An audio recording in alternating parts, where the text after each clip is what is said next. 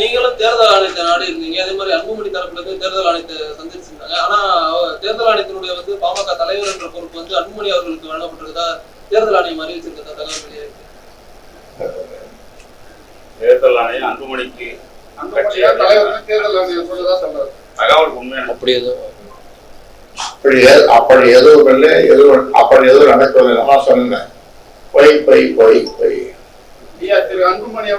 அதாவது நாங்கள் இப்ப நீக்கிறது ஒழுங்கு நடவடிக்கை குழு 2 முறை கூடி இந்த நடவடிக்கை எடுத்து கடிதங்கள் அனுப்பி நேரில் வரலாம், பதில் போகலாம், எதுவுமே செய்யல. அது உதாசீனப்படுத்தணும். இப்ப நீங்க இவரை பாருங்க, சந்திரசேகர் அவருடைய நண்பர் தான், தெலுங்கானா. அவருடைய மகள் கவிதாவை தூக்கி போட்டார். தூக்கி போட்டாருன்னா கட்சியிலிருந்து நீக்கிட்டார். நிறைய உதாரணங்கள் இருக்கு. அந்த உதாரணங்கள்லாம் எதுக்கு நாம சொல்றோம்? உள்ளே மட்டும் உங்களுக்கு அது சொல்லிட்டேன். அதனால அவரு தேர்தல் குற்றச்சாட்டுகள் பேச முடியும் நேரிலோ அந்த கட்டு மூலமோ மீண்டும் ஒரு விளக்கம் கொடுத்தா அவங்க வீட்டு பேசல மீண்டும் விளக்கம் கொடுக்கும் பட்சத்தில் குற்றச்சாட்டுகள் மீண்டும் விளக்கம் அவர் கொடுக்க போவதும் இல்லை, அது நடக்க போவதும் இல்லை. ஐயா, ஏற்கனவே நீங்க தலைமுறை சைக்கிள் மாற்றி அமைக்கும்போது ஏற்கவில்லை, கொஞ்சம் நீக்கிருக்கீங்க. தலைவர்களையே நான் எடுத்துக்கிறேன். எனக்கு எல்லா அதிகாரமும் எனக்கு இருக்கு. ஏன்னா நான் தொடங்கிய கட்சி, இது ஒற்றை மனிதனுடைய உழைப்பாக வளர்ந்த கட்சி. அதனால இவர் சரியா செயல்படல. லீடர்ஷிப் குவாலிட்டிஸ் அவருக்கு கொஞ்சம் கூட இல்லை என்பதனால நிர்வாகக்குழு நடந்து விட்ட முறை, அந்த நிர்வாகக்குழு மெம்பர்களுக்கெல்லாம் ஒரு 20 பேர் நிர்வாகக்குழு மெம்பர்கள் 20 அவர்களுக்கு அவர்கள் அந்த கூட்டத்தின் போதே நான் சொன்னேன், இவருக்கு லீடர்ஷிப் குவாலிட்டிஸ் இல்லை. ஒருத்தர் பேசுறாரு, அவர் பேசுறதுக்கு பதில் சொல்லிடுவோம். ஒவ்வொரு துறையும் பேச சொல்லி அதை குறிப்பு எடுத்து அவர்களுக்கு இது சொன்னார் இதுக்கு பதில் நான் சொல்றேன்னு சொல்லிடுவோம். ஒருத்தர் பேச ஆரம்பிச்சோன்னு அவரை கடிச்சு குதிரிட்டாரு. அப்புறம் மற்றவங்களாம் என்ன சொன்னாப்புல, எல்லாரும் நான் சொல்லி இப்படி பேசுறேன்னு சொல்லி நான் சொன்னேன்னு மாதிரி அப்படி ஒரு பெய். அப்படி சொன்னா அந்த நிர்வாக மெம்பர்களை உறுப்பினர்களை அவமதிப்பதாக அர்த்தம். நீங்க அங்க என்ன பேசணும், என்ன சொல்லிக் கொடுக்கறது, எதுவுமே இல்லை. அப்படி நடந்தது. அதனால அது போய் நிறைய போய் சொல்றாரு. அதனால்தான் அந்த கூட்டத்திலே சொன்னேன், தலைமை பண்பு இல்லை, லீடர்ஷிப் குவாலிட்டிஸ் இல்லைன்னு சொன்னேன். இப்ப தொடர்ந்து அவருடைய காரியங்களை பார்க்கும்பொழுது, வினோதங்கள்லாம் பார்க்கும்பொழுது அது தோணுது.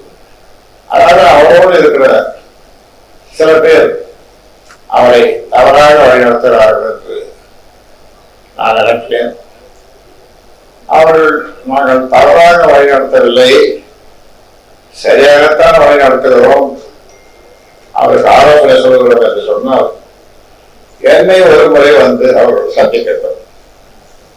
எல்லாம் குழுக்களாக இல்லை, தனித்தனியாக சந்திக்கிட்டோம். நான் சொல்றது ஒரு 10 பேர். நான் வளர்த்த பிள்ளைகள், நான் கொடுத்த பதவிகள், நான் உருவாக்கிய பிள்ளைகள் இன்னைக்கு திசை மாறி போயிருக்காங்க. ஆனால் அவர்கள் தனித்தனியாக நான் தவறு செய்து விட்டேன் அல்லது இந்த காரணத்திற்காக அப்படி போனேன் என்று சொல்லட்டும். சொன்னால் அவர்களை நான் மன்னிக்க முடியும். இப்போ நான் அடிக்கடி சொல்றேன், போக தெரியும். இன்னைக்கு உங்களுக்கு தெரிஞ்சு போச்சு. இனிமே அந்த வார்த்தையை நான் அந்த பூவின் வாசம் தெரிஞ்சிருச்சு. போக தெரியும்.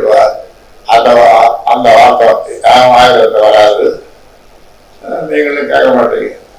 வேற ஏதாவது கேள்வி புகைப்படமா பயன்படுத்தக்கூடாது ஏற்கனவே நீங்க சொல்லியிருந்தீங்க. ஆனாலும் தொடர்ந்து உங்க பெயரும் பயன்படுத்தி அரசியல் பண்ணிட்டு வராங்க. இப்ப அடிப்படை உறுப்பினர் பொறுப்பிலிருந்து நீக்கிட்டீங்க. இதுக்கப்புறம் உங்க பெயர் புகைப்படம் பயன்படுத்தினால் வேற நடவடிக்கை அடுத்த கட்ட நடவடிக்கை கொடுத்திருந்து பார்ப்போம்.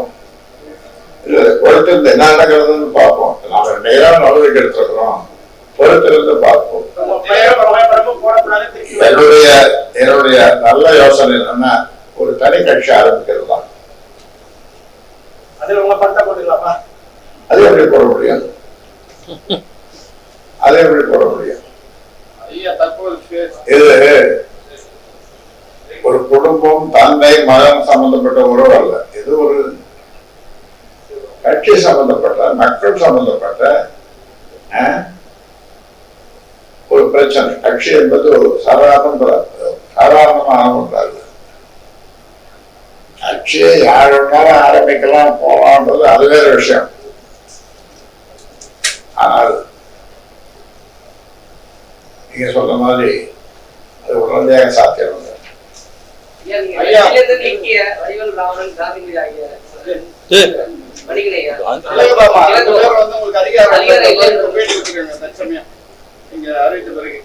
நம்மளே சொல்ல வேண்டியதில்லை. ஐயா, மகளை முன்னிறுத்துவதற்காக மகனை புறக்கணிக்கிறீர்களா? மகளை முன்னிறுத்துவதற்காக மகனை புறக்கணிக்கிறீங்களான்னு கேக்குது. அதெல்லாம் ஒண்ணு அந்த மாதிரி எண்ணமும் கிடையாது.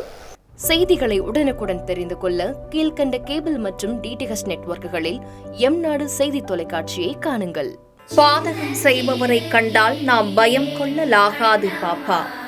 மோதி மிதித்து விடு பாப்பா, அவர் முகத்தில் உமிழ்ந்து விடு பாப்பா. அண்மை செய்திகளை உடனுக்குடன் தெரிந்து கொள்ள இணைந்திருங்கள் எம்நாடு தொலைக்காட்சியுடன்.